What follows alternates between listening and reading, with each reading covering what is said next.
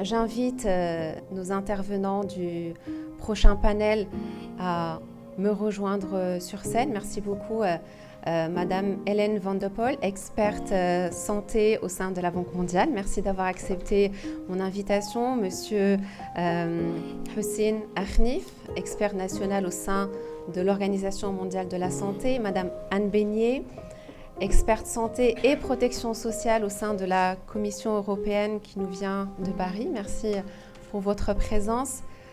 Professeur Youssef El-Fakher, expert en politique de santé et en télémédecine. Merci beaucoup pour votre présence. Et en ligne, nous avons Dr Samir Qaddar depuis Bruxelles. Il est président du réseau C3M, donc les compétences médicale des Marocains du monde. Et ce riche panel sera complété par le docteur Ahmed Bennana, directeur général de l'hôpital universitaire international Mohamed VI de Boussoura, qui dépend de la fondation Mohamed VI des sciences et de la santé. Un très très beau parterre d'experts qui sera accompagné et modéré par le professeur Hicham Lbiad, directeur du Centre d'orientation et de carrière de l'Université Hassan II et chroniqueur radio. À vous la scène. Merci beaucoup Nada. Alors pour commencer, je tiens tout d'abord à rappeler un fait historique, c'est que le professeur Nadif, il fut mon professeur il y a une trentaine d'années. Donc le monde est très petit, je retrouve toujours la sagacité et la bienveillance du professeur, mais aussi les valeurs qu'il porte. Alors aussi, avant de rentrer dans le vif du sujet, un salut tout particulier au professeur Lourdi. J'ai pour vous une reconnaissance et un respect indescriptible, parce qu'il me semble dans l'histoire de la santé du Maroc, vous avez été le premier, peut-être le seul, à faire face aux grands de la pharmaceutique pour dire il faut baisser les prix. Et je crois que les Marocains sont redevables à ce que vous avez fait. On peut l'applaudir, s'il vous plaît, pour ce qu'il a fait. Alors, je suis le modérateur et c'est un honneur pour moi parce que ça rentre un petit peu dans la lignée de ce qui a été déjà présenté. Je m'attendais à être rassuré, mais j'ai l'impression que je me suis fait avoir. Les chiffres nous laissent, comme disent les anglophones, speechless. Pénurie de ressources humaines, manque de visibilité, parce qu'on ne sait pas trop sur quel pied danser par rapport à ce qui se passe. Il y a une stratégie, effectivement, il y a un état social qui ne demande qu'à être effectivement mis en place. Est-ce qu'on a les moyens de notre stratégie ? Et puis, j'ai trouvé en filigrane de ce qui a été présenté par nos éminents professeurs, l'absence déjà d'une direction aux ressources humaines au niveau des installations médicales chez nous. On n'a pas parlé du DRH. Est-ce qu'il y a des postes de DRH qui s'occuperaient justement de cette vision, de cette stratégie RH ? J'anime pas mal de séminaires sur les ressources humaines. On parle souvent de la gestion prévisionnelle des emplois et des compétences. Est-ce que ça se fait chez nous ? Est-ce que ça se fait comme le veut les règles de l'art, etc. Ça, c'est des choses effectivement sur lesquelles on pourrait revenir. En tout cas, pour ce panel, pour ne pas déborder sur le temps qui nous est imparti, nous avons le plaisir d'accueillir des spécialistes qui vont nous faire peut-être un tour d'horizon à 360 degrés. Et méthodologiquement, n'est-ce pas, Oustadi, on va être dans une logique d'entonnoir. Peut-être on va commencer par ce qui se passe à l'international et puis zoomer, autant que faire se peut, pour aller vers les spécificités au niveau du Maroc, au niveau des pratiques qui se font peut-être sur une échelle similaire dans un certain nombre de pays. J'ai lu sur le programme, il y a la Jordanie peut-être qu'on va aborder. Donc ça serait intéressant d'aller dans ce sens-là. Comme ça, vous aurez la latitude de nous suivre et en même temps, pour qu'on comprenne un petit peu l'adage qui dit « quand je me complète, je m'inquiète, mais quand je me compare, je me rassure ». Est-ce qu'on peut se rassurer quand même malgré, j'allais dire, le tableau qui a été décrit ? Alors, je reprends un petit peu les intervenants que nous avons. Alors, Anne Beignet, avec le sourire, ça tombe bien, puisque ça nous permettra effectivement de partir sur le bon pied par rapport à la place de la couverture médicale universelle, la protection sociale, l'impact des programmes de jumelage auxquels vous avez pu prendre part entre le Maroc et l'Union européenne. Je rappelle qu'on va essayer de sautiller entre le cas de l'Union européenne, le cas de la Banque mondiale, le cas de l'OMS. Donc ça va nous permettre effectivement de voir ce qui se passe à l'international. Est-ce qu'on est sorti de ce contexte anxiogène dans lequel on a vécu pas mal de temps? Donc on va commencer par vous, si vous voulez. Donc Anne Beignet, docteur en protection sociale. Je suis détachée du ministère de la Santé et des Solidarités en France auprès de la Commission européenne et j'interviens donc depuis maintenant 6 ans uniquement sur le terrain, en Afrique, dans le Moyen-Orient et le Caucase. Et donc sur des programmes court, moyen, long terme. Donc vraiment, on est au plus près des populations et au plus près des organisations gouvernementales, puisque nous n'intervenons bien entendu que sur demande des pays qui souhaitent avoir une aide d'expertise technique. Voilà. Donc nous ne sommes pas là pour faire de l'ingérence, nous sommes là pour accompagner nos collègues et nos homologues des autres pays à essayer de trouver des solutions, en tout cas à leurs problématiques de territoire véritablement locales et aux contraintes qui sont des fois diverses et variées en matière de RH, on en a parlé, en matière de finances, en matière de population, d'enrôlement de population, en matière de protection sociale. Donc ça peut être de l'assurance maladie, des systèmes de retraite, de la gestion hospitalière. On intervient vraiment sur tous les sujets du panel de protection sociale. Donc voilà un peu la présentation globale de ce que nous faisons. Très très bien. Alors pour revenir sur la thématique du colloque Innovation, capital humain, est-ce que vous trouvez que ça tombe à point nommé? Est-ce que le tour d'horizon des pays dans lesquels vous avez été ou avec qui vous avez collaboré, est-ce que vous trouvez effectivement que c'est une problématique constante dans tous ces pays-là? Alors, c'est une problématique constante. Moi, je vais aller plus loin. C'est vrai que quand j'ai vu capital humain, et on en a... Alors, j'ai entendu 2-3 petits mots, mais à mon sens, peut-être pas suffisamment. On a parlé beaucoup des médecins, mais n'oublions pas le cœur même de notre métier, qui est l'usager, qui est le patient. Voilà. C'est quand même, à la base, c'est l'enrôlement de ces populations. Et dans les pays en développement ou en transition, le gros travail qui est à faire dans la refonte ou la mise en œuvre de ces couvertures maladies universelles, de ces systèmes de protection sociale, de filets sociaux, c'est la grosse difficulté, c'est l'enrôlement des populations. Et donc ça demande un temps et un travail de terrain qui est conséquent. Et là aussi, en matière de ressources humaines, parce qu'il faut avoir des gens qui vont sur le terrain recenser au plus près les populations. Donc on a des méthodes, où c'est vrai que bien sûr, on fonctionne par région pilote et par secteur professionnel. En Jordanie, par exemple, donc, j'étais sur le développement de la branche accident du travail et maladie professionnelle, qui est une branche qui n'existe pas ici au niveau de la sécurité sociale marocaine. Inversement, il n'y avait pas d'assurance maladie, contrairement au Maroc. Donc c'est un petit peu la différence qu'il y a entre ces deux pays. Et c'est vrai que nous avons commencé notamment à enrôler les agriculteurs. Donc on a ciblé les fermes de plus de 3 salariés pour des questions d'un point de vue technique et de recensement, puisqu'il faut bien entendu travailler avec le cadastre, avec les municipalités, avec le ministère de l'Agriculture. Mais en 6 mois, nous sommes passés avec nos collègues de la sécurité sociale jordanienne de 300 agriculteurs et salariés présents à la sécurité sociale à 18 000 personnes. Et qui pouvaient bénéficier ensuite des autres branches de la sécurité sociale. Donc c'est vraiment un travail au plus près des populations. Et pour rattacher le sujet santé, pour moi, le volet santé et le volet social, ils sont indissociables. Par la santé, vous allez toucher le social, par le social, vous allez toucher la santé. Donc vraiment, c'est un aspect, là aussi, d'un point de vue des ressources humaines en santé, qui est essentiel. Il faut aussi former nos professionnels de santé à reconnaître aussi les personnes qui sont dans des situations de précarité et d'ultra-vulnérabilité. Ça aussi, je pense que c'est essentiel. Il y a bien entendu le rôle du médecin, du soignant, mais il y a aussi ce repérage qui va pouvoir ensuite aiguiller la personne, comme quelqu'un qui est dans le social va pouvoir aiguiller la personne sur un système de santé. Donc c'est ces points-là aussi que je voulais rappeler, qui à mon sens n'ont peut-être pas été au début évoqués, parce que bon, ça c'est plus ma spécialité, mais c'est vraiment un lien très fort et très étroit. Après, je ne vais pas être rassurante, donc le WHO, donc l'OMS, a récemment donc sorti les chiffres. Donc nous allons manquer de 15 millions de professionnels de santé d'ici 2030. Tous les pays sont touchés. Alors, bien entendu, les pays à faible revenu sont les premiers concernés, mais de très près, tous les pays sont touchés.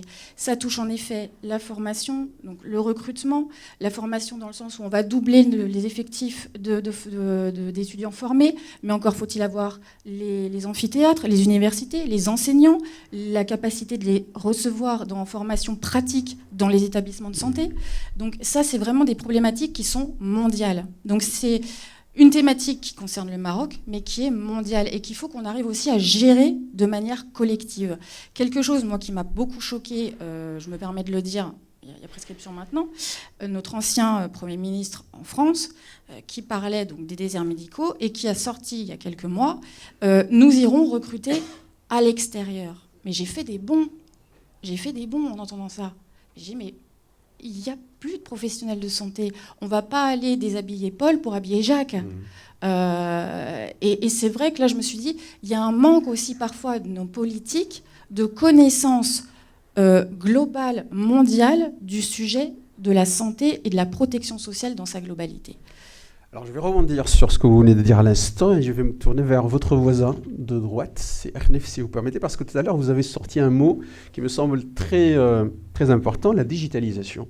Et en rapport avec ce que disait Madame Bernier à l'instant, l'intelligence artificielle. On n'en a pas parlé jusque-là. Est-ce que la digitalisation, l'intelligence artificielle pourrait se présenter comme une solution salvatrice? Est-ce qu'elle va pouvoir changer quelque chose dans le paradigme? Est-ce qu'elle va compenser le manque en termes de pénurie, etc. Ou est-ce qu'on va enfoncer le clou finalement, comme disait notre collègue, on va déshabiller Paul pour habiller Jacques? Voilà. Dites-moi. Merci beaucoup. En fait, lorsqu'on veut discuter la digitalisation, il faut qu'on la place dans une vision beaucoup plus systémique. Et lorsqu'on parle de la systémique, l'enjeu actuel, comme ça a été dit tout à l'heure, c'est vrai, il y a des problèmes de pénurie, il y a beaucoup de problèmes par rapport aux normes. Mais c'est comment développer la créativité dans l'espace managériel pour faire mieux avec les ressources dont on dispose actuellement.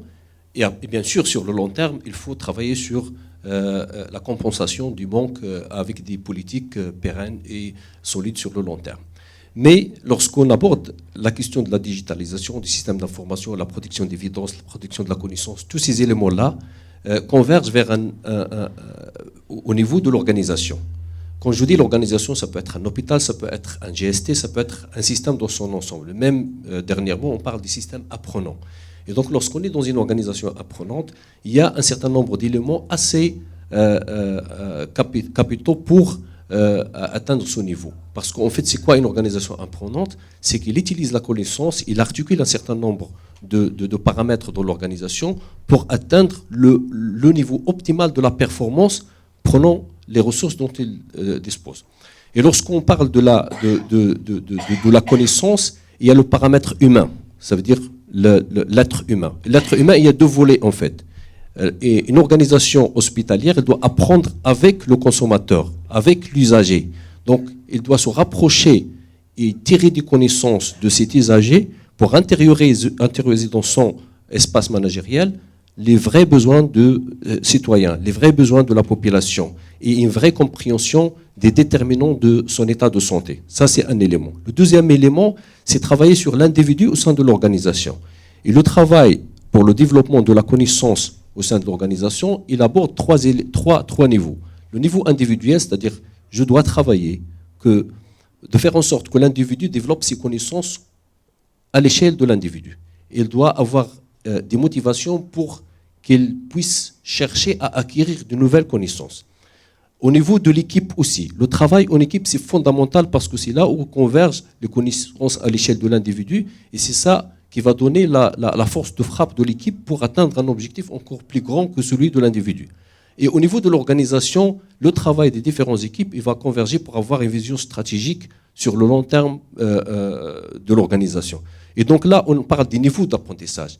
Mais l'élément le plus important à l'échelle de l'individu, c'est comment utiliser la connaissance pour servir cet apprentissage. Et la connaissance, il y a deux types. Il y a des connaissances implicites et explicites.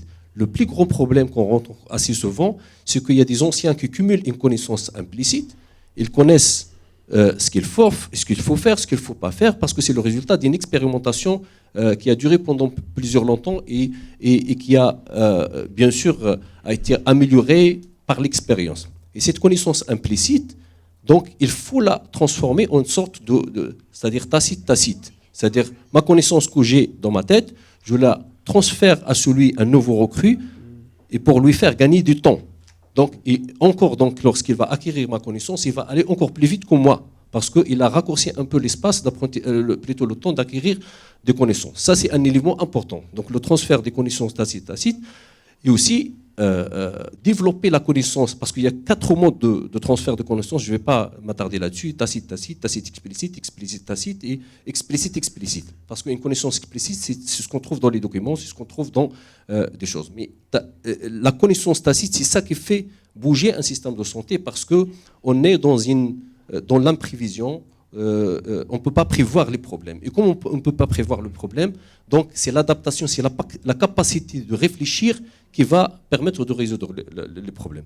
Et donc ça, ces 2 éléments sont importants. Mais l'élément fondamental, c'est que la structure de l'organisation, elle doit être là pour créer un environnement d'apprentissage. Et faire marier aussi les éléments que vous avez évoqués tout à l'heure. Donc la digitalisation doit servir à cet apprentissage. Il doit apporter des solutions faciles pour que moi, si je veux apprendre de la connaissance tacite, il doit y avoir un dispositif technologique qui me permet d'acquérir cette connaissance. Je prendrai par exemple, je prends un ancien qui va faire des storytelling par rapport à la résolution d'un certain nombre de cas.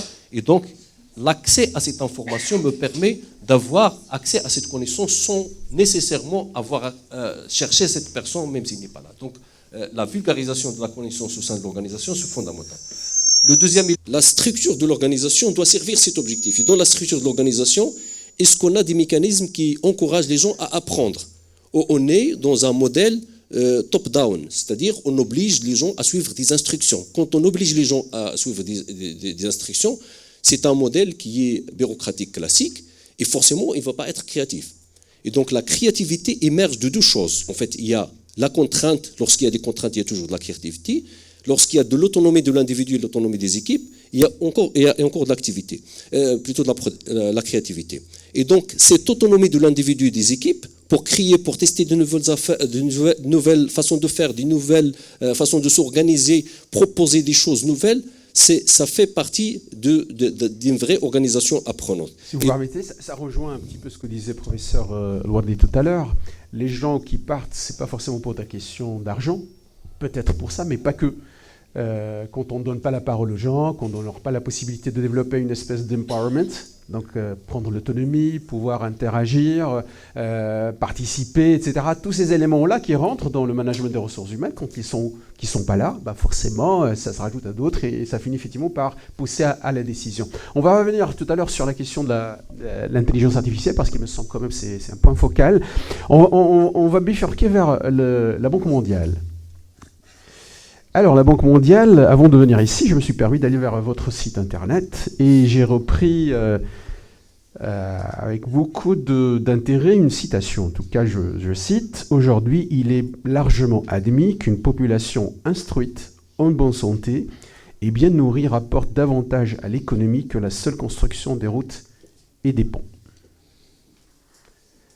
Je crois que ça dit long, effectivement, sur l'importance de la santé, l'importance de l'instruction. Moi, je rajouterais même un élément pour être politiquement correct, c'est une espèce de gage de paix sociale et de stabilité politique. La vision de la Banque mondiale, on commence par là, une vue d'ensemble par rapport à la santé dans le monde, dans les pays où intervient effectivement la Banque mondiale, et concrètement, est-ce qu'on avance, on recule ? Puisqu'on parle de défis-opportunités, est-ce qu'il y a des défis qui sont insurmontables? On va vers un mur? Ou est-ce qu'effectivement il y a une embellie quelque part? Allez-y. Merci beaucoup et merci beaucoup pour l'invitation. Je suis ravie d'être parmi vous aujourd'hui. Donc, Je suis Ellen Van de Poel, économiste principale en santé à la Banque mondiale. Je dois avouer que je suis basée ici à Rabat depuis une année, donc je commence à comprendre ce qui se passe avec la refonte. Et aujourd'hui, je voudrais peut-être partager avec vous, parce que la banque, aussi au Maroc, dans beaucoup de pays, on appuie la refonte majeure avec beaucoup d'opérations de prêt, mais peut-être plus important pour aujourd'hui, avec notre engagement dans beaucoup de pays dans le monde qui tout poursuivent cet objectif d'avancer avec la couverture sanitaire universelle, la Banque mondiale peut jouer un rôle crucial en tant que générateur de connaissances et partage entre pays. Donc, c'est un peu dans ce contexte-là que je voudrais partager quelques réflexions aujourd'hui des grands défis que j'ai vus dans beaucoup d'autres pays et qui seront peut-être aussi pertinents pour le Maroc. Donc, concrètement et brefement, je voudrais me concentrer sur 3 grands défis qui sont pertinents dans beaucoup de pays qui vont avancer dans le sujet. Premièrement, c'est le défi de la couverture de l'ensemble de la population. Mon collègue a déjà fait référence à ça. Deuxièmement, c'est le défi que élargir la couverture d'assurance ne se traduit pas nécessairement par un meilleur accès abordable aux services. Et troisièmement, le défi d'une utilisation accrue des services qui ne se conduit pas aux des meilleurs résultats de santé. Donc, il y a toute une chaîne des événements qui causent que parfois des grandes réformes de CSU n'atteignent pas l'objectif qui était déclaré. Donc, premièrement, peut-être le défi de la couverture de l'ensemble de la population. Ma collègue a déjà évoqué ça. Je pense que nombreux pays dans le monde ont le même contexte que le Maroc. Il y a une population assez pauvre qui est couverte par des ressources fiscales. Il y a une population dans le secteur formel employé qui est imposée à payer des contributions sur les salaires. Et il reste cette population informelle, ici les TNS, qui sont obligés de cotiser pour l'AMO. Et ça ne se fait pas dans une grande mesure. Dans beaucoup de pays, ce n'est pas seulement au Maroc, mais je vois que c'est le même défi au Maroc, et maintenant l'objectif ambitieux de couvrir, je pense, 11 millions de TNS avec l'AMO, je pense que c'est juste de dire on est loin de ça. Et de nouveau, ce n'est pas un défi seulement pour le Maroc, mais c'est un défi vraiment pertinent pour en réfléchir. Pas seulement pour avoir une couverture universelle, pour améliorer l'accès, mais aussi parce qu'avoir toute cette population qui est couverte par un acheteur, ici le CNSS, qui sera géré par la HAS, c'est vraiment important aussi pour avoir un pouvoir de négociation sur les ressources humaines. Avoir cette couverture universelle, c'est un levier important. J'ai compris maintenant beaucoup de pays qui ont fait des avances, il n'y a que quelques, mais ils ont fait en liant en fait les cotisations pour l'assurance maladie à l'accès aux services publics, autres services publics. Et j'ai cru que le Maroc est en train d'envisager des réformes assez similaires, mais je voudrais juste souligner que ça sera important aussi de réfléchir et de collecter des données, faire des recherches sur pourquoi est-ce que beaucoup de TNS ne sont pas prêts ou capables à cotiser. Quelles sont les raisons vraiment et comment on peut mieux construire les mesures qui répondent aux besoins, au lieu de juste obliger tout le temps les gens à cotiser, parce que je crains que ça ne va pas peut-être réussir à atteindre l'objectif.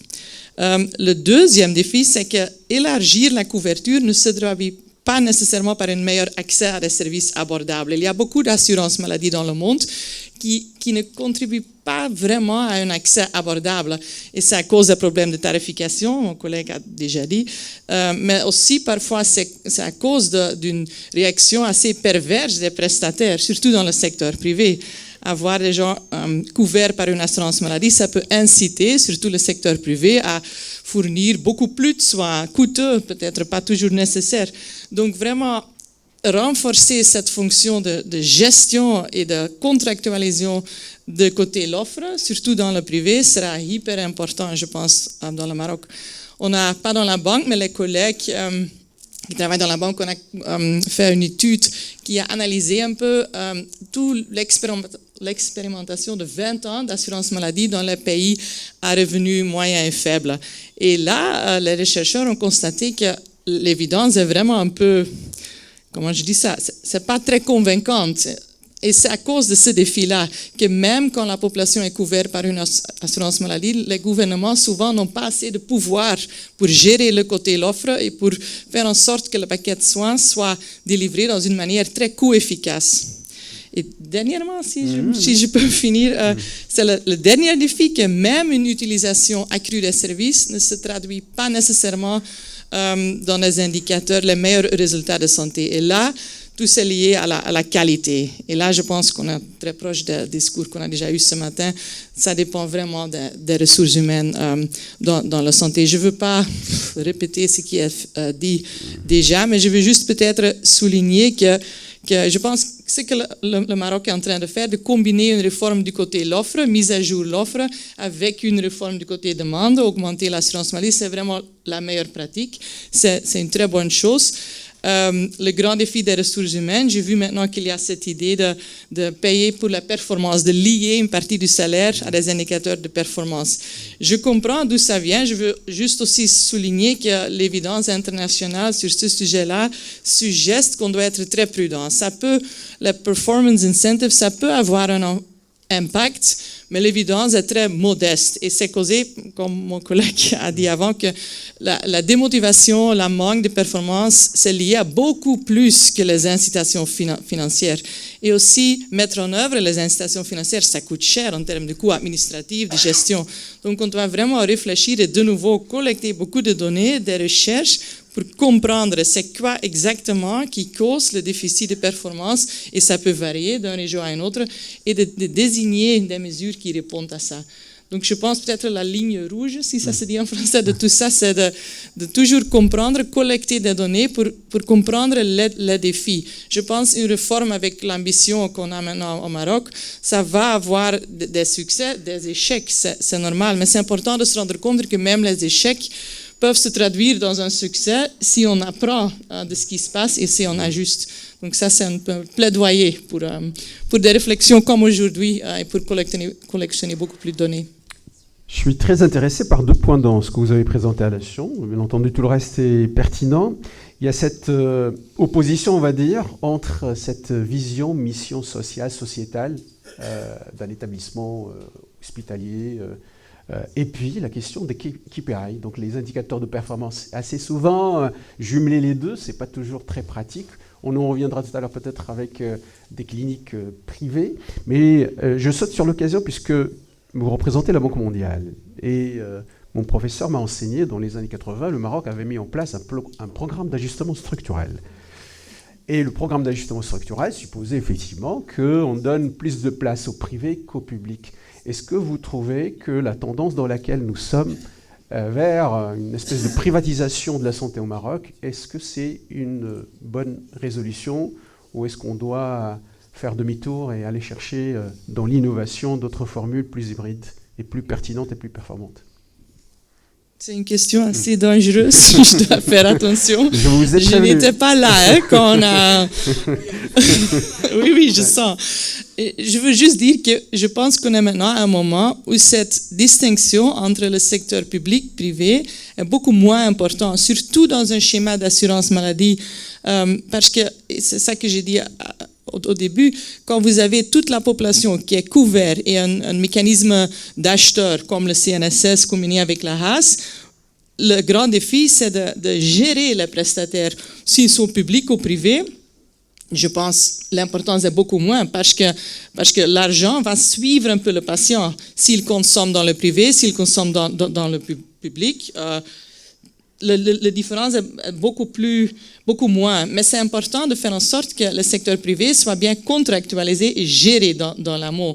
Donc, tout ce mécanisme d'accréditation, de suivi, d'obliger le privé à respecter le parcours de soins, la tarification, tout ça, ça sera le grand défi. Donc, je pense qu'on peut peut-être abandonner un peu ces grands débats de privatisation et réfléchir beaucoup plus comment renforcer la fonction de gestion du public et du privé et mélanger un peu, comme vous avez dit, créer un système vraiment hybride. Absolument, c'est ce qu'on appelle chez nous les fameux PPP, le partenariat public-privé. Et peut-être vous évoquez effectivement la question qui a été soulevée par professeur Liazami tout à l'heure, la question de la gouvernance. Donc tout est question de gouvernance, tout est question effectivement de façon de faire et avoir un contrôle quelque part justement. Bien entendu, on est dans un contexte libéral, effectivement, de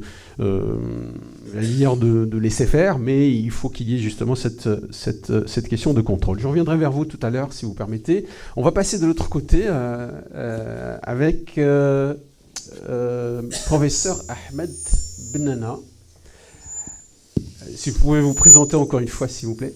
Professeur Ahmed Benana, je suis directeur général de l'hôpital universitaire international Mohamed VI de Bouskoura, qui relève de la fondation Mohamed VI des sciences et de la santé, donc nouvellement créée. Les gens connaissent peut-être la fondation Cheikh Khalifa, avec l'hôpital Cheikh Khalifa. Il y a une année, quelques mois, que la fondation Mohamed VI a vu le jour. Elle englobe la fondation Cheikh Khalifa avec l'hôpital Cheikh Khalifa, et je dirais une quinzaine d'entités tout aussi importantes. Juste à côté de nous, vous avez un grand centre de recherche et d'innovation, Mohamed VI, qui relève de cette fondation. Nous avons un centre de simulation, un des plus grands centres de simulation. Nous avons le laboratoire national Mohamed VI pour tout ce qui est biologie et analyse biologique, en tout cas un certain nombre d'entités. Et nous sommes aujourd'hui un écosystème qui commence à être présent un peu partout au Maroc, avec une logique qui colle. Et moi je reviendrai un peu à ce que vous disiez par rapport au partenariat public-privé, par rapport justement à ce débat public-privé en général. J'y reviendrai, c'est important. J'avais d'autres choses à dire, mais je réagirai d'abord sur ça. Et donc nous essayons de coller justement à la logique de besoin national. Vous avez certainement vu dans les médias dernièrement l'ouverture de l'université Mohamed VI à Dakhla, et bientôt le complexe hospitalo-universitaire à Dakhla, dans une logique justement d'ouverture vers le sud, d'ouverture vers donc de cette logique sud-sud, et donc qui va constituer un hub justement pour l'Afrique en matière d'enseignement, en matière de soins. Nous serons à Agadir, à Oujda, etc. Et j'en passe. C'est pour dire que aujourd'hui, il y a cette orientation qui est importante. J'ai dit que j'allais rebondir sur ce débat public-privé, mais aussi pour dire qu'on parle du privé, on parle du public, mais aujourd'hui, il y a la naissance d'un troisième secteur. C'est le secteur, certes privé, mais à but non lucratif. Et avec les fondations, on connaît la fondation Cheikh Zayed, aujourd'hui la fondation Mohamed VI des sciences et de la santé. Et moi, je pense, peut-être, bon, c'est pas pour défendre mon appartenance, mais pour vous dire, pour avoir été dans le public et pour avoir vu ce modèle et dans lequel j'opère, moi je pense que c'est aussi une ébauche de solution. On parle d'innovation en matière de capital humain, et moi je dis qu'innovation, c'est d'abord une rupture, des fois avec un modèle existant, et avec une réflexion, une manière de voir, et de penser autrement, penser ensemble autrement, parce que j'ai parlé d'un troisième secteur. Ce sont des secteurs, public, privé, et le privé à but non lucratif, mais un seul système de santé nationale. Professeur Lourdi en parlait autrement tout à l'heure, pour dire aujourd'hui qu'on est tous des acteurs de cette santé, et qu'on doit tous réfléchir à ce qu'on peut faire justement pour pouvoir, in fine, donner aux Marocains la santé qu'ils méritent. Et puis voilà, donc, et pour le faire, notre acteur intermédiaire, c'est les soignants, c'est les professionnels, et d'où l'importance justement de parler de capital humain. Quoique, c'est peut-être, je vais ouvrir une petite parenthèse, et moi certains termes me dérangent, je le dis, au-delà des termes, ce qui est important, c'est le contenu, c'est le fond, c'est ce qu'on va faire. Mais le terme déjà capital, moi, me dérange. Donc déjà, je vous le dis, j'en profite pour partager cette réflexion qui n'engage que moi, qui peut être critiquée. Parce qu'un capital, c'est, entre guillemets, encore une ressource. Parce que ressource aussi, pour moi, pose problème. Ressource rime avec exploitation. Et donc, un capital, vous décidez où l'investir. N'est-ce pas ? Par contre, moi, je préfère toujours parler de potentiel humain, parce qu'aujourd'hui, un capital, vous pouvez décider où l'investir, quand l'investir, comment l'investir. Mais aujourd'hui, le potentiel humain, il est acteur, et il doit être acteur majeur de la décision de comment et où vous allez le déployer et, entre guillemets, l'utiliser. Quand on parle de potentiel humain, de problématiques de capital humain en général, enfin, dans la santé, les règles de base générales qui s'appliquent au potentiel humain s'appliquent dans la santé aussi. Et les règles de base ne peuvent pas aussi échapper à une évolution d'acception, évolution de concept, de mentalité. Il y a très longtemps, enfin pas très longtemps, l'axe structurant de la vie d'un individu était le travail. Donc on se disait, on va se lever à 8 heures, on va aller travailler de 8 heures par exemple, théoriquement à 17 heures, mais on restait souvent tard, n'est-ce pas? Et puis tout le reste, c'est-à-dire que notre vie, notre journée est structurée sur le travail. Et on peut greffer d'autres aspects de consommation. Allez, je vais en profiter au moment du déjeuner pour aller prendre un repas ou aller acheter quelque chose dont j'ai besoin. Aujourd'hui, c'est pour simplifier. Hein, j'espère que je ne vais pas trop banaliser ni vulgariser le modèle, mais juste pour vous dire comme quoi il faut réfléchir autrement, hein, donc plus que jamais. Et aujourd'hui, l'axe structurant de la vie d'un individu, qu'on le veuille ou pas, c'est la consommation.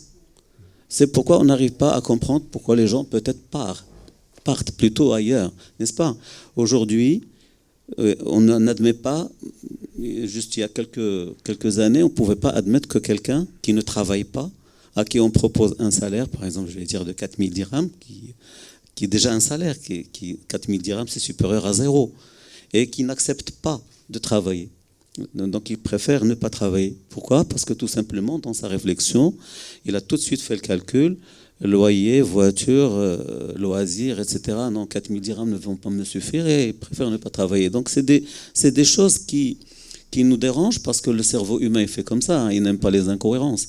Mais c'est qu'il y a une réalité nouvelle à laquelle il faut s'adapter et il faut tout simplement rompre avec le modèle de réflexion et penser autrement. Moi je reviens, peut-être vous m'avez sollicité parce qu'on va parler peut-être hôpital. Je reviens à une dimension un peu plus opérationnelle pour parler de l'hôpital et parler de notre modeste expérience. Aujourd'hui, le fait que, et je prends le modèle de la Fondation, aujourd'hui le fait que nous soyons, je dirais même dans le modèle, à cheval entre le public et le privé, c'est que quelque part nous avons quelques avantages du public et nous avons des avantages du privé. Ne serait-ce qu'en termes d'achat, d'investissement, etc. De motivation, de pouvoir aussi motiver sur le plan financier et salarial les acteurs qui sont les principaux en fait, intervenants dans ce système. On dit toujours que la dimension, l'aspect matériel, souvent on entend les gens dire ouais, c'est pas très important, c'est beaucoup plus les valeurs, etc. Non, la dimension financière, l'aspect matériel est important, comme je dis toujours, et on en a parlé, on discutait hier avec des camarades qui sont ici présents. C'est important jusqu'à ce qu'on le traite, qu'on le classe et qu'il ne devienne pas. On ne le rend pas important, n'est-ce pas? Mais sinon, c'est des considérations qui sont importantes. Après, pourquoi les gens partent? Ils partent aussi parce que, déjà, pourquoi les gens ne veulent pas s'engager? Déjà, dans le domaine de la santé, ils préfèrent faire autre chose. Ils voient que c'est un métier pénible et que la rémunération n'est pas conséquente par rapport à la pénibilité du travail. Il y a des choses qui sont déjà dissuasives par rapport au fait de vouloir s'engager dans le secteur de la santé. J'ai 2 enfants, une fille qui est actuellement interne en médecine, et l'autre qui nous disait depuis ses premières années, quand il a commencé à être conscient de ce que c'est qu'une carrière, il me disait, ne me parle jamais d'une carrière médicale. Donc j'ai les 2 exemples et je peux juste modestement extrapoler pour dire qu'aujourd'hui, comment faire déjà pour que les gens viennent déjà vers le secteur de la santé qui est pénible et qui probablement les gens ne voient pas d'équivalence par rapport aux efforts qui seront fournis, par rapport au nombre d'années d'études l'investissement en temps et en années qu'il faut faire pour arriver. Peut-être qu'il y aura d'autres questions, mais je voulais juste revenir à une chose par rapport aux anciens, par rapport aux gens qui sont partis peut-être à la retraite. La médecine et tous les métiers de la santé, c'est du compagnonnage. Il faut déjà des gens qui peuvent prendre, comment on le fait pour certains métiers de l'artisanat, passez-moi un peu la comparaison, mais pour dire... Les médecins sont aussi des artisans. Oui, mais c'est pour dire aussi qu'il y a aussi la notion de modèle, n'est-ce pas? Et les gens, des fois, veulent ressembler à professeur Lourdi, les jeunes veulent ressembler à un autre professeur connu, etc. Et cette notion de modèle, peut-être, ça va commencer à manquer, et ça peut poser un problème. C'est dire que la problématique, elle est complexe. Il est peut-être impossible de résoudre la problématique. Elle est déjà, on le dit, elle est mondiale, n'est-ce pas? Mais on peut, si on raisonne différemment, ne serait-ce que arrêter certains symptômes, arrêter l'hémorragie et pouvoir avoir le temps aussi de réfléchir pour optimiser ce que nous avons. Si vous deviez présenter 2 recommandations par rapport à ce qui a été dit par le professeur Wardi tout à l'heure et Silia Zami aussi, il y a peut-être manque d'agressivité dans la politique branding, on va dire, que ce soit des opérateurs ou du côté, on va dire, institutionnel. On n'arrive pas à retenir, on n'arrive pas à faire revenir. Et ceux qui partent acceptent même des conditions inférieures à celles qu'elles avaient dans le pays d'origine. Si vous deviez effectivement présenter 2 recommandations concrètes pour faire retenir cela, et puis aussi par rapport à ce que j'appelle moi dans les ressources humaines, la gestion des hauts potentiels. Vous avez dans une équipe des ressources, des potentiels, comme vous disiez, qui sortent du lot. Qu'est-ce qu'on doit faire maintenant? Parce que là, la situation, elle est critique. 2026, c'est demain. 2030 même, parce qu'assez souvent, on entend dans les programmes gouvernementaux l'échéance de 2030. Qu'est-ce qu'il faut faire? Encore une fois, je vais emprunter l'expression du professeur Lordi. Je vais vous répondre déjà par rapport à ce qu'il ne faut pas faire. Parce qu'aujourd'hui, ce qu'il faut faire est énorme. Parce que d'ailleurs, et puis c'est multifactoriel. Hein. Quand un individu part, vous ne pouvez pas savoir, c'est peut-être plusieurs facteurs assez complexes qui font qu'il parte. Pas uniquement, il ne faut pas y voir que nous sommes uniquement la cause. C'est peut-être des aspirations individuelles, etc. Et moi, je connais des gens qui sont revenus, qui sont venus travailler par exemple au Maroc, j'ai des exemples là, concrets aujourd'hui, et qui ne veulent pas repartir parce qu'ils ont trouvé des plateaux techniques intéressants, etc. Parce qu'aujourd'hui, il y a des gens qui sont frustrés, hein. Ils veulent faire la chirurgie, par exemple, a évolué, ils veulent faire un type de chirurgie, et aujourd'hui, ils se trouvent peut-être limités par les moyens technologiques, et ils préfèrent aller opérer, aller travailler ailleurs. Et donc, je pense que ce qu'il ne faut pas faire aujourd'hui, c'est la rétention est importante, et je pense que le modèle de gouvernance et le modèle de management est aussi important. Parce qu'aujourd'hui, vous ne pouvez pas travailler, et passez-moi encore une fois l'expression, faire travailler un médecin quand vous le souhaitez. Le médecin, c'est quelqu'un qui va venir, par exemple, si on prend un chirurgien, il va venir opérer son patient avec la technique qu'il juge la plus adaptée, justement, selon les recommandations, selon son savoir. Et puis, l'obligation qu'a, par exemple, le management, c'est de mettre les conditions de travail pour que ce praticien, j'ai pris l'exemple du chirurgien, travaille en toute sérénité, et je pense que des mesures comme ça peuvent faire que les gens ne partent pas. On parle des médecins, mais on parle aussi des soignants, vous l'avez bien soulevé, je ne sais pas qui en avait parlé, mais pour dire aussi, tout modestement, il y a des petites expériences, et peut-être qu'on peut, et la recherche est importante, hein, c'est pourquoi quand la recherche, on a délaissé la recherche, on est à court de pistes, et on est à court de solutions, et la recherche, sur le plan, par exemple, sciences humaines, peut apporter des réponses. J'ai quelques ébauches d'expérience qui valent ce qu'elles valent, mais aujourd'hui, le fait, par exemple, de mettre, par exemple, des cadres référents qui allient ce qui est technique et ce qui est gestion à l'interface avec les soignants, améliore le dialogue, améliore justement la communication avec ces gens-là par rapport à la conception ancienne, par exemple, des majors de service qui étaient plus administratifs et qui aujourd'hui ne seraient pas, peut-être avec cette conception, acceptée par les jeunes soignants, les jeunes médecins. Je prends volontiers la perche pour passer la parole à professeur Youssouf Fakher, expert en politique de santé et télémédecine. Il y a 2-3 aspects effectivement qui ont été avancés par nos éminents intervenants, entre autres l'histoire du knowledge management. Donc il y a une génération qui va partir, et je crois que c'est le deuxième coup de massue que le système d'enseignement au Maroc va connaître après les fameux DVD, les fameux départs volontaires. Là effectivement il y a des départs en retraite d'une bonne partie des professeurs de l'enseignement supérieur, je crois en 2026, et donc ça va créer un gap et une pénurie phénoménale. Je ne sais pas encore si on a pris les mesures et les devants pour pouvoir effectivement y faire face. Donc j'aimerais bien que vous réagissiez par rapport à cela, et puis aussi par rapport à un aspect, parce que j'ai vu sur le programme, vous êtes spécialiste de la télémédecine. Et ça pourrait répondre à la question que j'ai évoquée tout à l'heure sur l'intelligence artificielle. Parce que je sais, dans la salle, il y a pas mal de gens qui sont intéressés par le sujet. Est-ce que ça pourrait être justement un filon, on va dire, pour trouver l'issue Idouane, justement par rapport au constat qu'on a fait. D'abord, je voulais vous remercier de m'avoir invité et j'ai le plaisir et l'honneur d'être avec mes amis et mes maîtres ici présents. Alors, quand on fait une recherche sur Google l'intelligence artificielle, c'est de faire aussi bien que l'intelligence humaine. C'est qu'on a besoin d'intelligence humaine qu'on manque souvent dans les prises de décision. Donc, intelligence artificielle, oui, on en a besoin. Mais elle n'a aucune valeur s'il n'y a pas de données. Or, vous avez bien posé la question tout à l'heure sur la digitalisation. Il me semble actuellement que ce qu'on fait dans les administrations est de scanner les documents. Je pense qu'il y a une mauvaise compréhension de la chose aussi.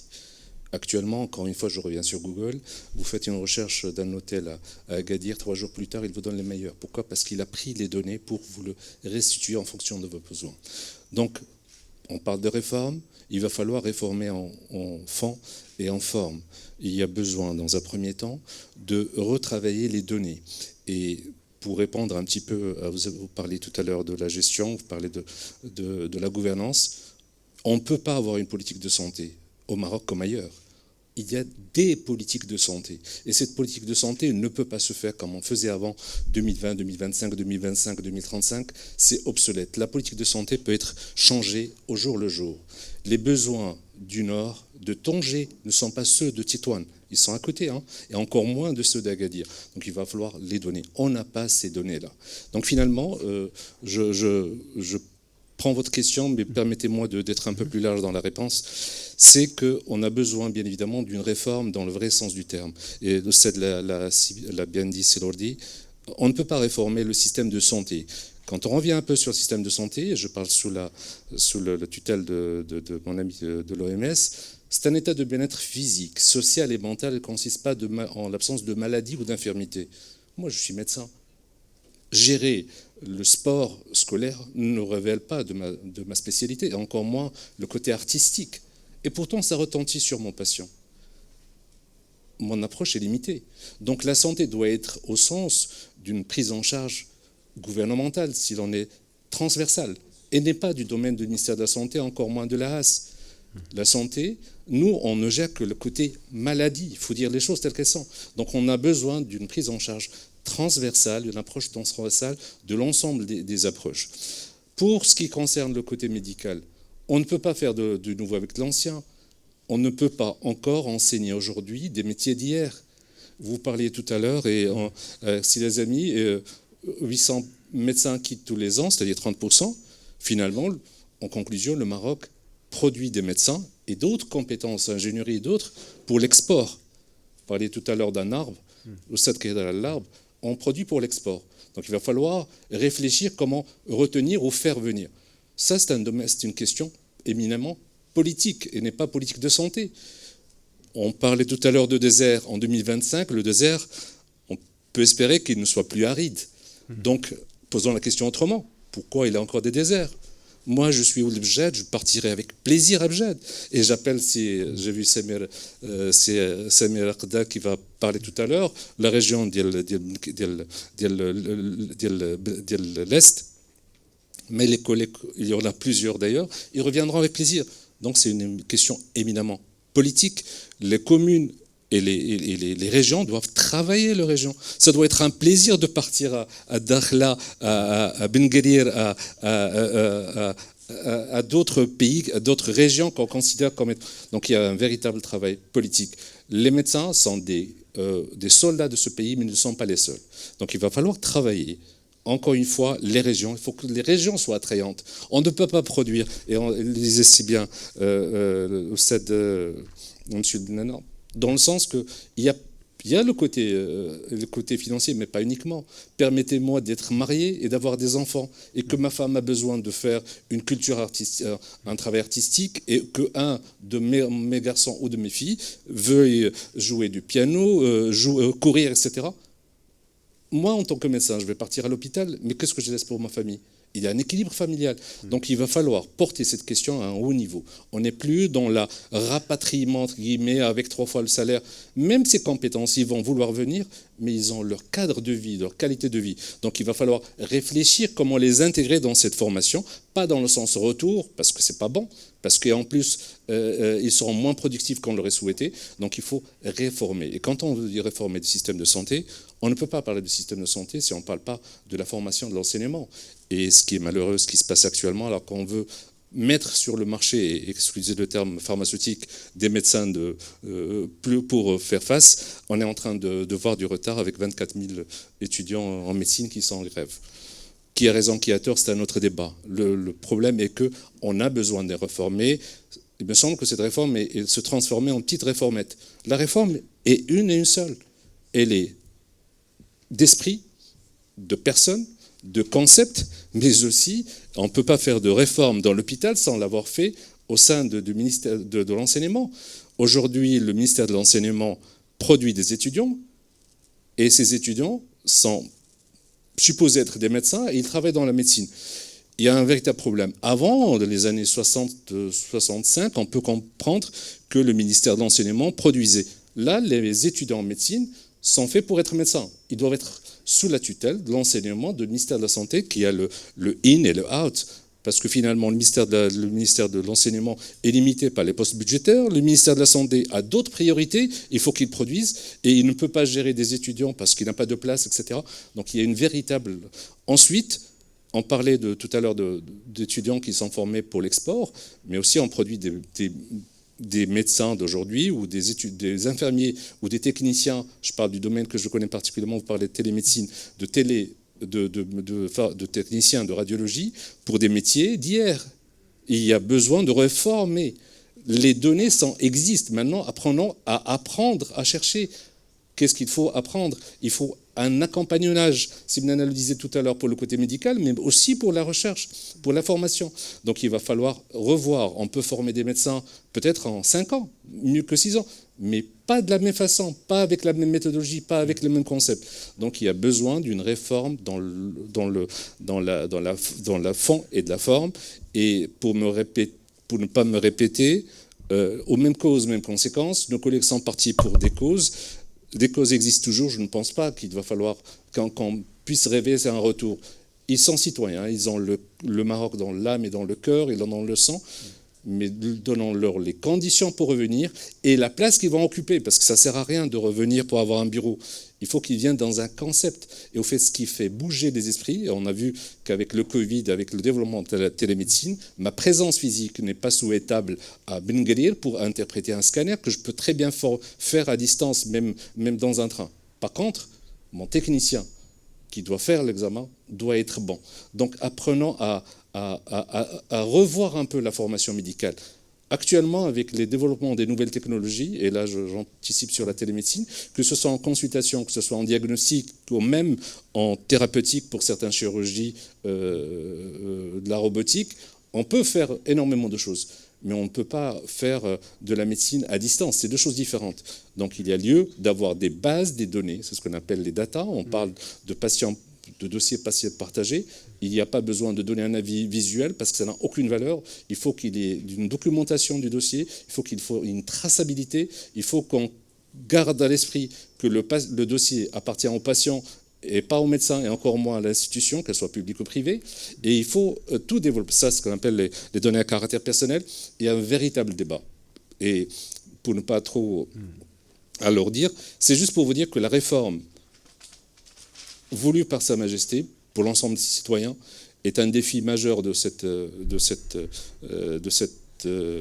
vision, sauf qu'on ne peut pas la prendre en fragmentation. La refonte n'est pas une réforme et on ne peut pas l'adopter uniquement. Il faut qu'un tout, on parlait tout à l'heure de haute autorité de santé, parce qu'elle est la tête pensante dans le sens intellectuel médical, mais elle n'est pas le bras actif qui n'est autre que les GST, les groupements de santé territoriaux. Ceux-ci excluent à tort ou à raison le privé et le public. Vous le disiez tout à l'heure, 40%, je vous dis qu'en matière d'oncologie et en matière de radiologie, ils sont à 85 à 90% du matériel lourd dans le privé. Et vous le disiez tout à l'heure, même en personnel, etc. Donc il y a besoin plutôt pas de partenariat. Quand on parle de partenariat public-privé, il y a toujours une offre et une demande. Moi, je plaide pour une fois pour Le patient devient comme un client. Et un client, quand on voyage, on comprend que quand on voyage, on a un vaucheur. Et un vaucheur ne dit pas ce que vous êtes, il vous dit quels sont vos droits. Et c'est ce qu'il faut faire. Le patient ensuite, quand on a un vaucheur, on sait exactement qu'il y a une agence de voyage, qu'il y a une qualité, etc. Un vaucheur vous dit, voilà le circuit qu'il va falloir. On parle de circuit de santé. C'est pour vous dire encore une fois, et je me tais, c'est que la réforme doit être transversale et ne peut pas être faite par fragmentation. Voilà. Je retiens transversalité, je retiens aussi territorialité, les spécificités régionales. C'est aussi une question politique, et surtout une question politique, parce qu'il y a des disparités sociales et spatiales qu'il s'agit de combler, et justement mettre en place une vision transversale pourrait être effectivement une solution par rapport à tout ça. Alors je vous suggère, pour finir, qu'on fasse un deuxième tour de table, mais là on va rentrer dans les opportunités, parce que là on était dans les défis, parce que c'est ça le problème. Hein? Ah oui, bien sûr. J'ai oublié, excusez-moi. Alors, il est avec nous en direct, d'accord. Alors, Monsieur Qdar, est-ce que vous nous suivez, vous nous écoutez?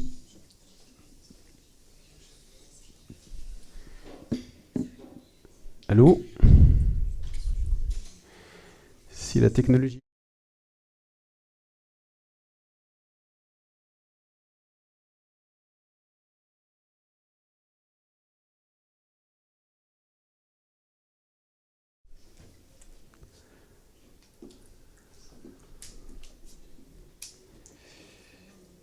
Allô? Non. S'il y a quelqu'un qui lit sur les lèvres, il peut nous décrire ce qui est en train de se dire?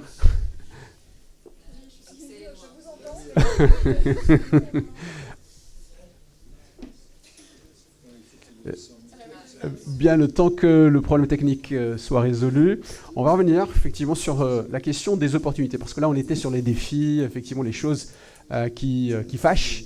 Maintenant, quelles sont les opportunités à saisir et peut-être insérer ça dans une espèce de best practices à partir de votre retour sur expérience. Merci beaucoup. Alors, on a beaucoup parlé en effet... Oula. C'est vrai, on a beaucoup parlé. Oui. Je vais essayer d'être doublement... C'est bon? D'accord. Parce que c'est vrai que c'est pas très agréable cet écho. Pardon. Nada, tu... Allez-y. C'est bon? Ouais. Oui, alors pour revenir, c'est vrai que donc on a parlé beaucoup de recrutement, de médecins.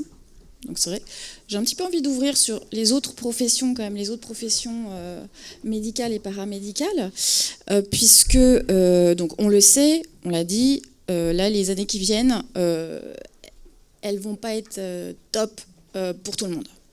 Donc former, ça prend du temps. Mais on a d'autres professionnels sur lesquels aussi on peut s'appuyer. Et il y a quelque chose dont on n'a pas abordé, c'est la délégation de tâches. En fait, le médecin, de quoi il a besoin, c'est qu'on lui redonne du temps médical. Ça, c'est une grosse demande de la part des professionnels de santé, toujours, mais surtout des médecins, puisque c'est vrai que souvent, l'administratif prend aussi une part importante de leur temps. Et donc, un médecin préfère voir un patient que de traiter des dossiers administratifs. Donc, c'est aussi redonner du temps médical via des assistants qui vont se gérer la partie administrative, les tâches chronophages. Délégation de tâches. Nous avons des infirmiers, les IPA, les infirmiers en pratique avancée. Vous avez les kinés, les pharmaciens. Ça fait très très bizarre quand je m'entends moi-même. Il y a un écho. Ouais, j'attends. C'est bon. Ouais. Je suis désolée. Hein. C'est bon? Oui, c'est bon. Qui peuvent tout à fait être formés à des pratiques, à des actes qui vont redonner du temps médical aux médecins. Donc ça peut être en partie une réponse.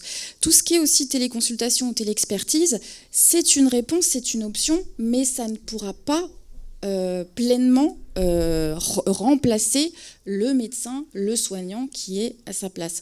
Sur la territorialité, là ce qui est important aussi, en effet, c'est de prendre en compte les prévalences qui sont en effet très différentes d'un territoire à un autre et des problématiques de santé qu'il faut. Donc c'est vrai qu'il faut régionaliser aussi les stratégies de santé que l'on va adopter au sein d'un pays, au sein d'un territoire. On le fait partout. On voit bien, je prends le cas de la France, on n'a pas du tout les mêmes problématiques entre le nord et le sud de la France. Donc c'est aussi, voilà, il faut adapter également en effet les difficultés, les contraintes qui sont aussi d'ordre numérique. Donc la couverture, donc étendre la couverture. Nous, on a obligé par la loi dans beaucoup de pays européens à couvrir toutes les zones blanches, voire zones grises. On leur laisse pas le choix. Voilà. Ils ont un temps donné pour couvrir ces zones, pour nous permettre en effet d'avoir aussi accès, donc en effet, à tout ce qui est IA et téléconsultation, téléexpertise, qui demandent quand même voilà, des machines en termes d'internet très costauds. On peut faire du WhatsApp, mais c'est très très limité. Hein. Et puis niveau données, sécurité des données, c'est pas top non plus. Donc il faut, voilà, il y a tout un panel d'options qui peuvent être totalement déclinées. Ça ne remplacera nullement les professionnels manquants à l'heure actuelle, mais en tout cas, ce sont des options qui sont à adopter. Sur la partie publique, privée et privée à but non lucratif, je rejoins tout à fait monsieur le directeur, qu'on s'est bien vu hier, qui nous a fait visiter son établissement, et je le remercie encore. En effet, il faut quand même penser quand même l'aspect, je retourne sur le patient et sur l'usager. Au Maroc aujourd'hui, le reste à charge, il est quand même relativement très élevé, et beaucoup plus élevé que la région Afrique-Moyen-Orient. Il est de l'ordre de, je crois, de plus de 51%, là où les autres pays sont à 34% de reste à charge. Dans ce reste à charge, vous avez aussi, donc il y a le reste à charge d'un côté, et vous avez également la partie avance de frais. Donc des fois des mutuelles qui vont ensuite, vous devez payer et ensuite vous allez être remboursé. Mais vous avez des gens qui n'ont pas la capacité de sortir une somme d'argent conséquente, même si vous êtes remboursé 5, 6 jours, 7 jours plus tard. Donc c'est pour ça que le volet, en effet, il est transversal. Il faut le voir vraiment sous l'aspect social et santé. Donc c'est vraiment toute une filière qu'il faut avoir continue de A à Z et essayer en effet de fluidifier le parcours du patient, de l'usager, au patient qu'il est, à bien entendu son accompagnement, aux aidants qui sont autour, aux familles qui sont autour aussi. C'est tout un prisme qu'il faut prendre. Et quand on parlait, j'entendais la réflexion sur le capital humain. En fait, quand on parle de capital humain, c'est de développer ce capital qui est une richesse pour un territoire, pour un pays. Et là où j'insiste, c'est vous ne pouvez pas... Alors, il y a un taux de croissance au Maroc qui est de l'ordre de 4 et quelques pourcents, qui ferait rêver n'importe quel pays européen. Mais malheureusement, on voit qu'après cette croissance, elle se répercute sur une partie uniquement de la population. Et un point très essentiel, et ma collègue en a un peu parlé tout à l'heure, c'est que vous ne pouvez pas avoir de croissance économique sans investissement dans la protection sociale. Moi, je vais finir là-dessus parce que c'est le point essentiel. Ce n'est pas de la dépense, c'est de l'investissement et de l'investissement à long terme. Et ça, c'est ce qui est capital pour le développement d'un pays, que ça passe par l'éducation, par l'emploi, par l'employabilité des femmes. Voilà, c'est vraiment tout un contexte global. C'est pour ça que moi, personnellement, voilà, j'ai voulu un petit peu étendre et sortir uniquement du champ de la santé, on en a parlé un peu, mais je reviens sur ce contexte de protection sociale qui est vraiment le fil conducteur et qui doit vraiment et surtout ne pas perdre le fil de dire à qui ça s'adresse, qui en a besoin. Il faut penser à nos usagers, aux citoyens, et même nous qui sommes des professionnels de santé ou de la santé, nous sommes avant tout des usagers de ce propre système. Exactement. Donc ne l'oublions pas. Et des humains avant tout. Voilà. Des humains avant tout. Donc je retiens ce que vous avez dit. Alors l'IA, effectivement, pour permettre au médecin de se concentrer sur son corps de métier et justement gérer ce que j'ai appelé ces tâches chronophages qui prennent du temps, qui prennent de l'énergie et qui font effectivement que le médecin, j'allais dire, aille vers d'autres fonctions, comme disait tout à l'heure professeur Wardé, par rapport à des tâches administratives. Vous avez parlé aussi de la territorialité. Docteur Samir, très heureux de vous avoir parmi nous. Alors, vous avez certainement suivi avec intérêt ce qui a été dit jusque-là par professeur Ourdi, par professeur Yazami, par le secrétaire général de l'Ordre des médecins du Maroc. J'ai oublié personne. Donc par rapport à tout ce qui a été dit dans un premier panel et dans l'actuel panel, quel est votre sentiment et quelle est votre prise de position par rapport à tout ça en rapport avec la thématique du colloque? Merci beaucoup, Monsieur Bayet. C'est un plaisir énorme. Ce que je peux vous dire aussi, c'est que ça a été dit par Monsieur Yazami, c'est Idriss, il l'a redit donc, régulièrement, il y a plus de 20%, donc 20% de la communauté marocaine résidant à l'étranger qui renferme quand même 6 à 7 millions, plus de 20% sont détenteurs de hauts diplômes, qui sortent des universités, des hautes écoles. Ça, c'est un chiffre quand même très important. C'est un véritable concentré d'intelligence des Marocains du monde qui se trouvent quand même à l'étranger. Et que le Maroc aimerait bien donc faire venir et asseoir cette attractivité vers le pays mère. Il faut savoir aussi qu'il y a une certaine mobilité internationale, donc de ces ressources humaines, de ce capital humain. J'insiste sur le capital, je suis désolé pour notre orateur tout à l'heure qui était contre le capital humain, mais moi j'insiste, pourquoi pas, on peut investir dans l'homme et la femme, oui, c'est l'avenir et c'est le futur. Donc il y a une mobilité internationale quand même assez importante donc de ces compétences. Et la matière, par exemple, dans l'Union européenne, la matière de santé reste une matière quand même souveraine, nationale, malgré les différents accords au sein de l'Union. Ça, il faut le dire. Et M. Gabriel Attal avait bien raison de dire qu'il va investir dans le recrutement des médecins de l'étranger. Donc, parce que c'est une compétition, c'est une concurrence. Et on l'a vu pendant la période du Covid, où il y avait ce conflit avec la France et l'Italie, ainsi que d'autres pays, donc en termes d'acquisition de vaccins.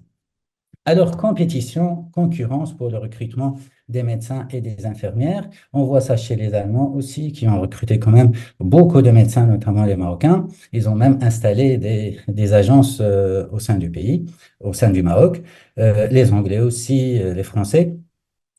Sur le plan arabe, on voit que ça commence, qu'il y a un début, une ébauche de mobilisation. D'ailleurs, le 19 et le 20, je vais assister au premier congrès, au premier forum de la contribution des compétences médicales arabes expatriées à l'appui des systèmes de santé des pays arabes. Et je vais représenter la diaspora médicale marocaine qui réside donc à l'étranger.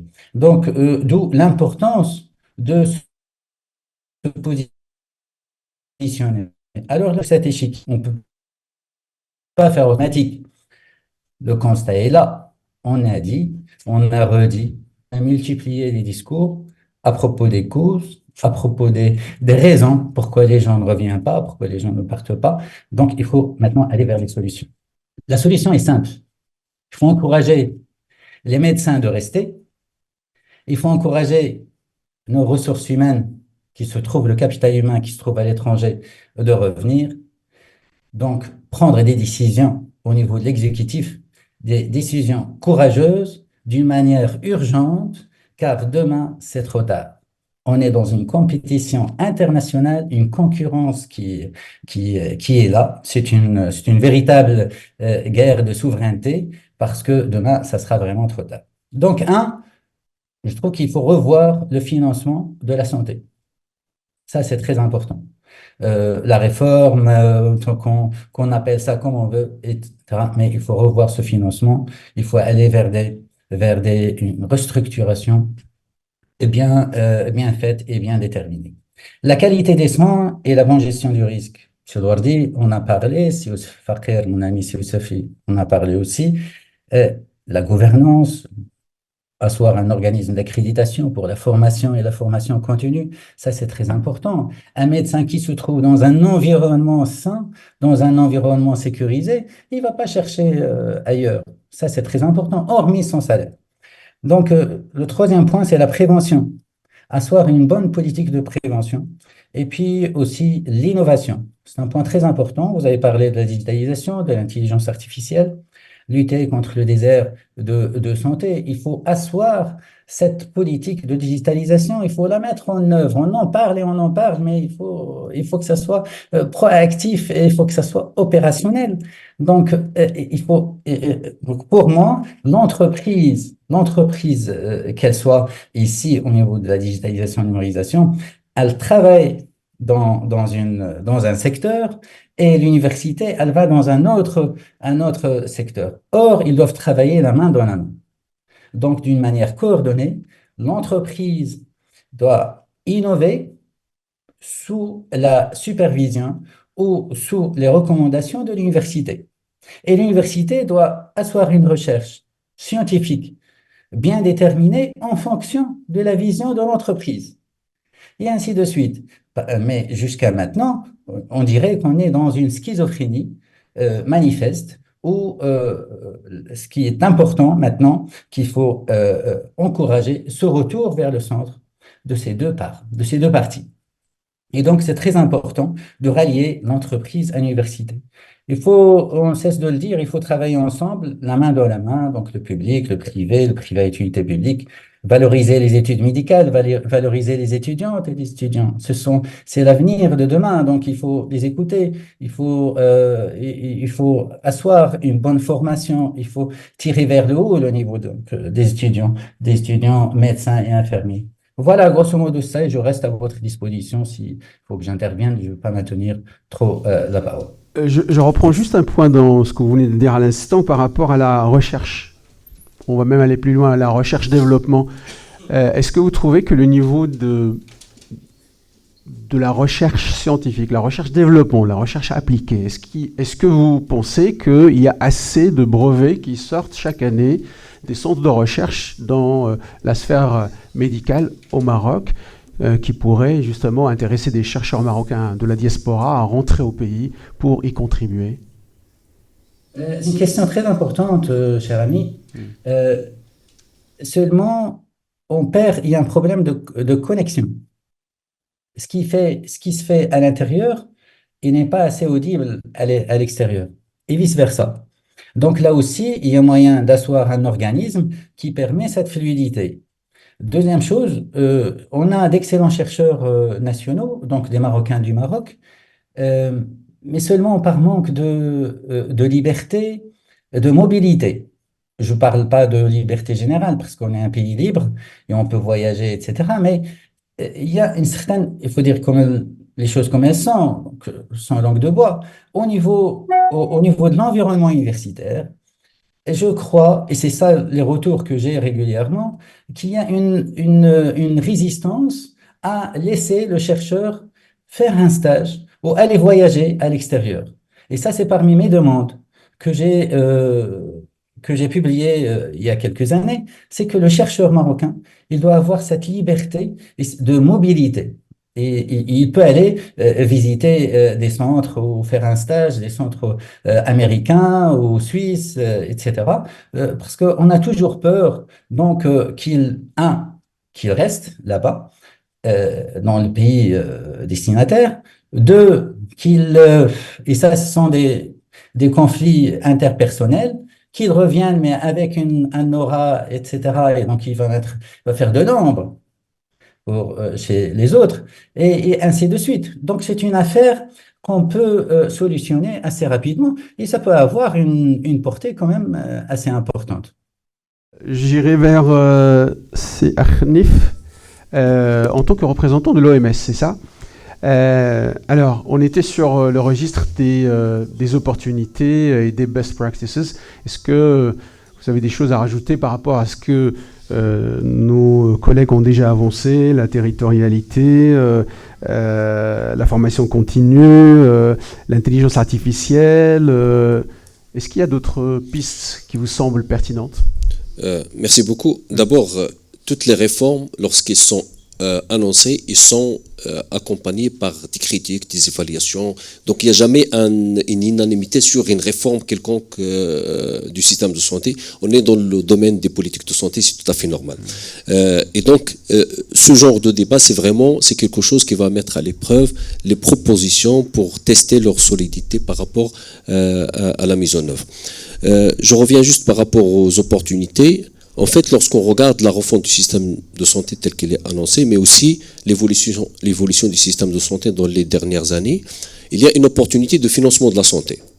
Parce que avant, il y avait le schéma du financement de la santé était axé sur une composante de l'assurance maladie, mais une grande composante de subventions liées au RAMED. Et ça, c'est un modèle qui est, on l'appelle modèle d'achat passif, parce qu'il y a une intégration entre l'acheteur et le financeur en même temps, et c'est un frein pour améliorer la performance. Maintenant, on bouge vers un système de tiers payant avec une généralisation de l'assurance maladie, ce qui est positif, parce qu'il prépare déjà le terrain pour une opportunité d'une vraie contractualisation entre le financeur et le producteur des soins. Ça, c'est une chose assez importante, parce que le capital humain, il a besoin des financements pour qu'il puisse fonctionner. Le deuxième élément est dans ce schéma d'achat, la troisième fonction du financement de la santé. Pour que l'achat devienne un achat stratégique à même d'améliorer la performance, il faut qu'il y ait une autonomie de producteurs de soins. Et donc là, la deuxième opportunité, c'est l'opportunité de l'autonomie des GST. S'il est bien implanté, ça va constituer donc un acteur fondamental qui va permettre d'asseoir une sorte de contractualisation axée sur la performance. Cela va questionner le modèle d'achat. Est-ce que le modèle d'achat, la manière avec laquelle on achète le service comme assureur et producteur de soins, est la bonne manière? Parce que le modèle d'achat qui est stratégique, j'achète le service et en même temps, en achetant le service, j'impose une contrainte d'efficience au producteur de soins. Donc, dans cette manière-là, on améliore l'efficience globale du système de santé. Parce que dans le financement de la santé, lorsqu'on compare par exemple les dépenses per capita du Maroc avec des pays qui sont très haut placés, par exemple je prendrais le Canada, la France, la Grande-Bretagne et tout ça, donc vous allez voir ce qu'ils dépensent sur la santé, ça peut aller jusqu'au double de notre PIB dans son ensemble. Et c'est incroyable. Donc il faut être un tout petit peu réaliste par rapport à la transposition du modèle. Donc, si je veux transposer un modèle, est-ce que j'ai les moyens de ce modèle? Donc, il y a toujours moyen dans la réforme de faire mieux dans mon contexte particulier.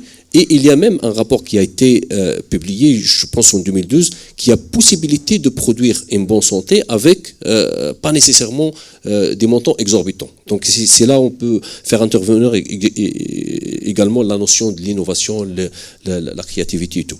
Il y a aussi la question du panier de soins. Donc être réaliste par rapport à ce que je veux pour la population. Ce que je déclare comme droit pour la population, est-ce que j'ai la capacité à le produire dans l'équité? Quand on dit l'équité, ce n'est pas nécessairement à Casa à Rabat, mais sur tout le territoire du Maroc, donner sur un même pied d'égalité la probabilité, ou plutôt la possibilité d'accéder à ce service. Il y a la troisième opportunité, c'est l'intégration des niveaux de soins. Et qu'est-ce qu'il offre le GST comme opportunité? Le GST, c'est pour la première fois, on a une intégration des deux réseaux, parce qu'on avait un réseau ambulatoire des soins de santé primaire et un réseau hospitalier.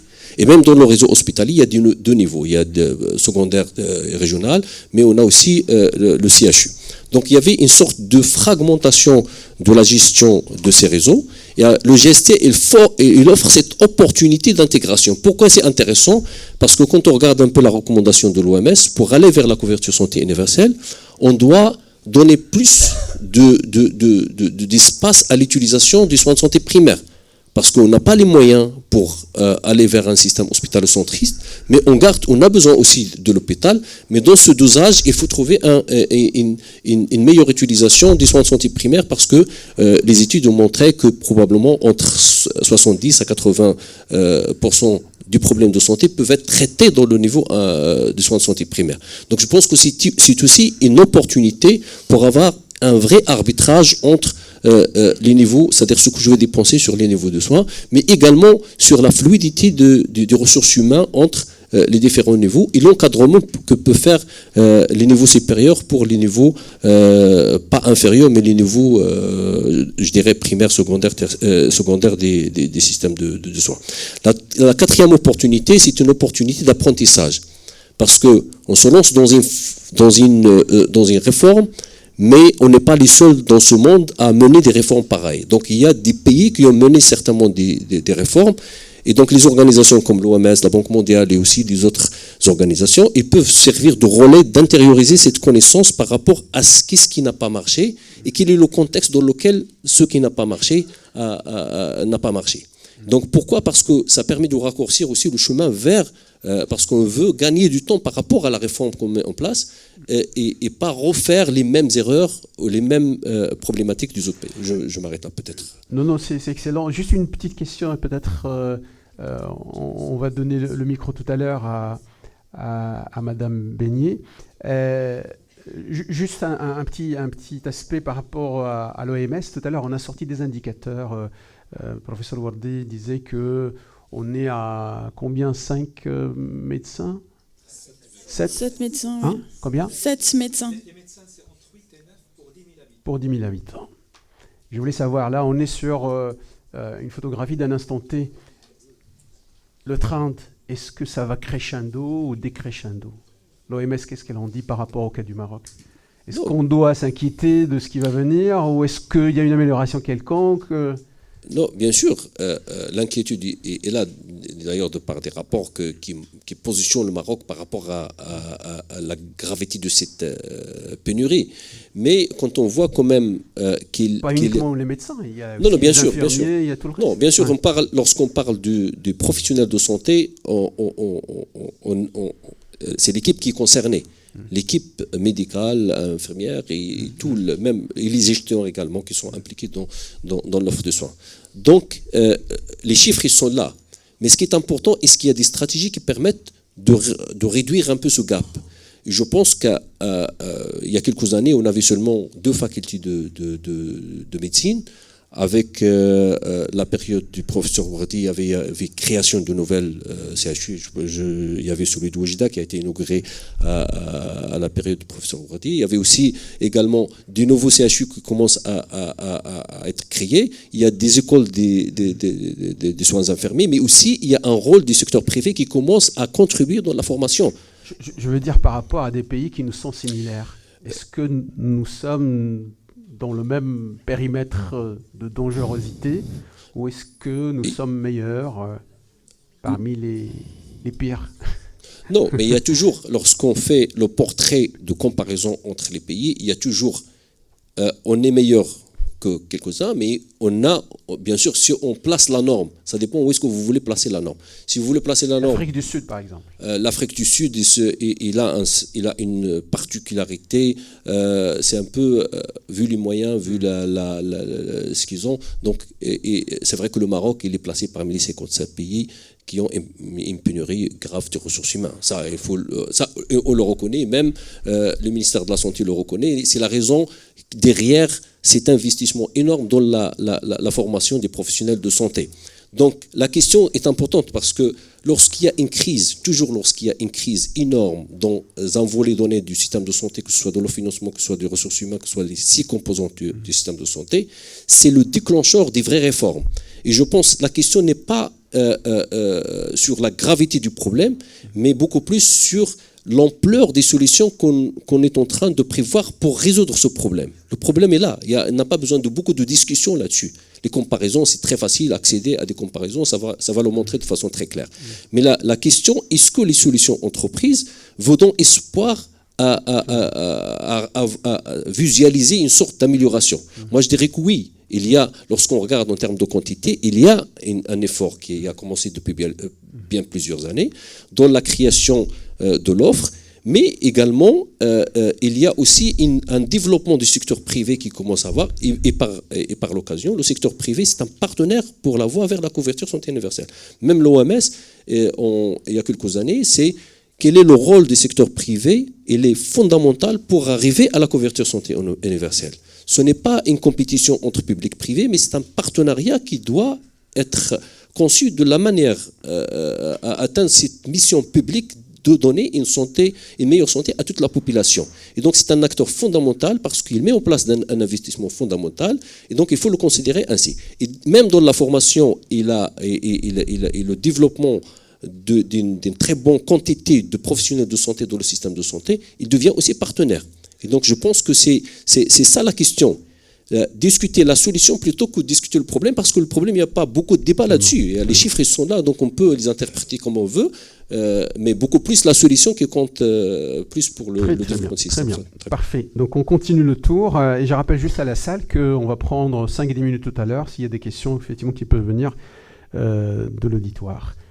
Madame Hélène. Oui, merci. Je vais essayer d'être bref aussi, parce que aussi, en fait, déjà évoqué beaucoup de points que j'ai mis. On travaille beaucoup ensemble, donc on a un peu le même point, je pense, à évoquer. Mais je veux juste souligner, parce qu'on a parlé beaucoup des défis, mais comme nous, moi, je me considère encore nouvelle dans le système marocain. Je pense qu'il y a beaucoup d'opportunités. Et quand vous regardez le design, l'architecture de la refonte du système de santé au Maroc, ça répond à des critères de bonnes pratiques internationaux. Donc, je pense parfois, peut-être, on se perd un peu dans tous les défis, les problèmes. Mais il y a maintenant un moment où vraiment beaucoup est possible, beaucoup peut changer. Je veux juste souligner un point que Ossine vient d'évoquer aussi, c'est le rôle des soins de santé primaires.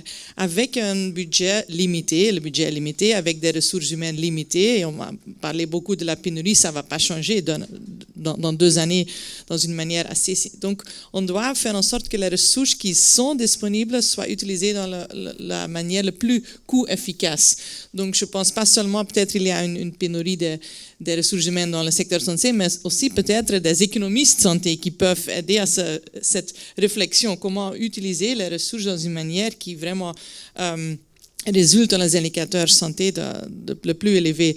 Et là, dans tous les pays du monde, on a vu que renforcer les soins de santé primaires, c'est la décision, c'est le plus coût-efficace, l'investissement le plus efficace que vous pouvez faire. Et je vois ici maintenant, il y a peut-être un défi peut-être au Maroc avec l'AMO qui peut inciter les soins dans les hôpitaux qui vont être remboursés à l'acte. Donc vraiment réfléchir comment utiliser le GST, le parcours de soins, la HAS pour renforcer vraiment l'utilisation des soins de santé primaires.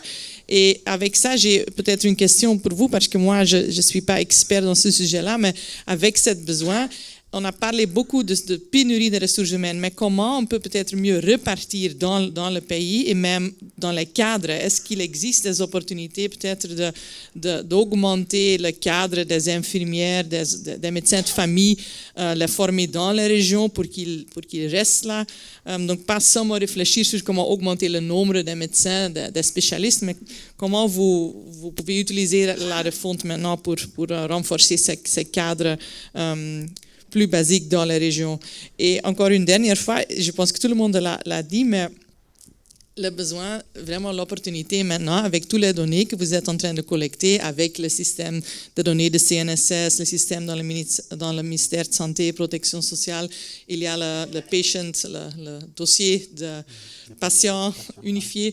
Donc, il y a tous ces systèmes d'information maintenant qui, quand ils peuvent être liés, c'est vraiment une richesse énorme. Ça vous permet de vraiment analyser qui utilise quoi, quand, chez qui, comment ça a coûté, est-ce que ça respecte le parcours de soins, est-ce qu'on doit changer ça. Donc, d'utiliser ça et d'être très transparent avec ces données pour faire en sorte qu'il y a beaucoup de recherches là-dessus pour de nouveau améliorer le coût-efficacité du système. Je pense que ça, c'est vraiment l'opportunité maintenant. Absolument, je suis tout à fait d'accord avec vous par rapport à cette question de data. Plus on a de la donnée effectivement qui est fiable, actualisée, et d'ailleurs, pour ajouter un élément à votre tableau, le recensement qui est en train de s'opérer, pourrait être effectivement une autre source d'information qui pourrait se rajouter à d'autres, en plus de ce que fait le HCP par exemple, comme institution effectivement de statistiques, ça pourrait être source d'information. Il y a un élément, et